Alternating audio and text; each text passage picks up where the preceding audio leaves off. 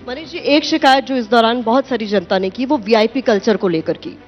खास तौर पर कोई धार्मिक स्थल हो या कोई धार्मिक आयोजन हो, वहां पर वीआईपी कल्चर को लेकर आप क्या सोचते हैं, होना चाहिए नहीं होना चाहिए? देखिए, अगर आप ऐसे लोगों को बुला रहे हैं जो बहुत सिक्योर्ड हैं, सिक्योरिटी में रहते हैं, आप रखिए, लेकिन ये मत मान के चलिए कि केवल पूरा आयोजन ही वीआईपी तक सीमित होकर रह जाए। अच्छी बात है, आप किसी महत्वपूर्ण व्यक्ति को बुला रहे हैं, प्रधानमंत्री जी जा रहे हैं, उनकी सिक्योरिटी, उनके सब पॉइंट ऑफ व्यू से ठीक है। होम मिनिस्टर साहब जा रहे हैं, वो बहुत वीआईपी उसमें जाएंगे, वो भी ठीक है। लेकिन सारा कुछ वीआईपी को समर्पित हो और आम आदमी फिर भेड़ बकरी की तरह से जाके ट्रीट करो, वो गलत है। आप गांधी जी ने जो सिखाया था वो यहीं तो अप्लाई होता है कि भाई अंतिम पंक्ति में खड़े आदमी के लिए अगर आपने कुंभ में व्यवस्था ठीक कर दी तो दुनिया के किसी भी वीआईपी को बुला लीजिए, उसके लिए व्यवस्था ठीक ही होगी।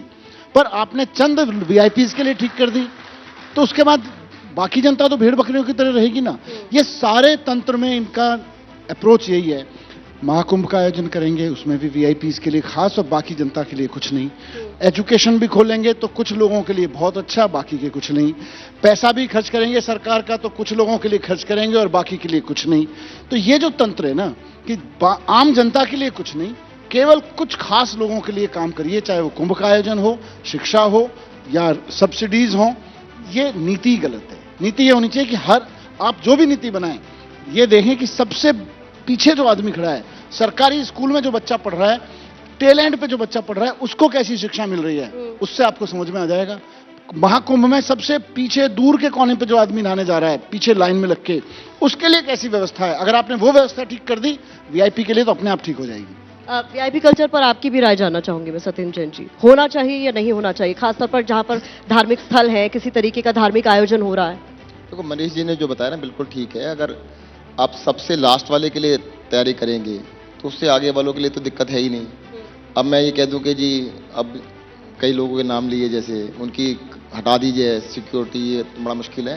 पर आम आदमी के लिए सबसे आगे लाइन में आम आदमी को मानना चाहिए। लाइन को उल्टा कर दो कि आपने सबसे पीछे रखा है आम आदमी को, आम आदमी सबसे आगे कर दो।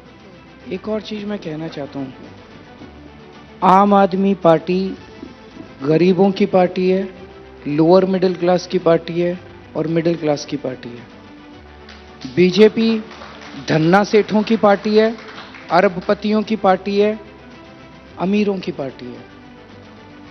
तो जो आप कुंभ में देख रहे थे वो धन्ना सेठ, मैंने देखा को बड़े बड़े उद्योगपति और बड़े बड़े उनको वीआईपी। ये दिल्ली का चुनाव भी बड़ा इंपॉर्टेंट है इस तरह से। ये जितने आपके ऑडियंस में बैठे हैं सारे मिडिल क्लास वाले हैं मोस्टली।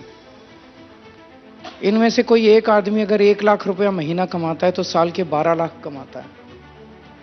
उस 12 लाख में से वो जीएसटी देता है, इनकम टैक्स देता है, एंटरटेनमेंट टैक्स देता है, कैपिटल गेन्स टैक्स देता है, प्रॉपर्टी टैक्स देता है, एजुकेशन सेस देता है, पता नहीं क्या क्या देता है। लगभग आधी इनकम उसकी 12 लाख में से 6 लाख रुपए उसकी टैक्स में चली जाती है। ये जो टैक्स है इसी से सरकारी खजाना भरता है। ये सरकारी खजाना जब दिल्ली में आता है तो हम इनके लिए स्कूल बनवाते हैं, शिक्षा फ्री कर देते हैं, मोहल्ला क्लिनिक बनवाते हैं, इलाज फ्री कर देते हैं, दिल्ली मेट्रो की नेटवर्क बनाते हैं, पानी का नेटवर्क बनाते हैं, पानी फ्री कर देते हैं, महिलाओं की बस यात्रा, इनके ऊपर खर्चते हैं। जब बीजेपी की सरकारों में ये खजाना जाता है तो वो बड़े बड़े चंद अरबपतियों को वो पैसा दे देते हैं।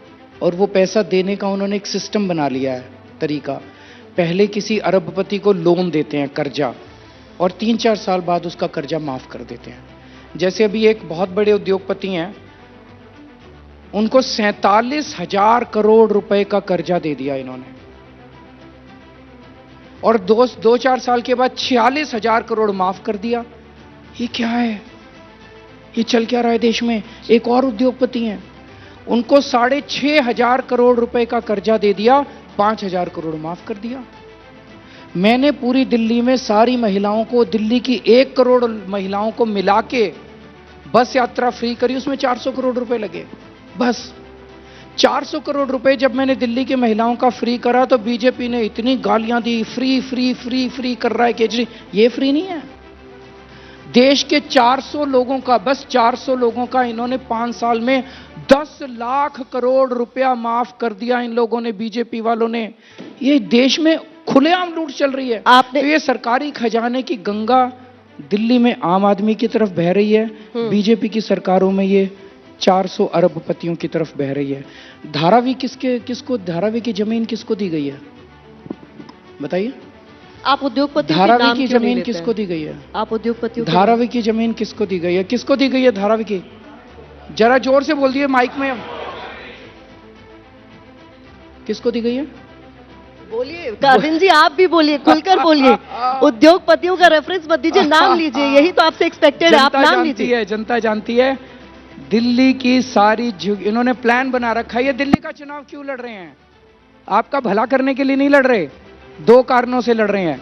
एक तो दिल्ली का सरकारी खजाना दिल्ली की जनता पे खर्च नहीं होना चाहिए, ये भी उन उद्योगपतियों के पास जाना चाहिए, ये चाहते हैं।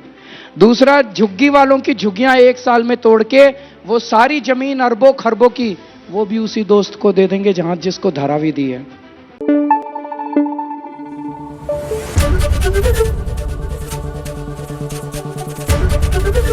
एबीपी न्यूज आपको रखे आगे।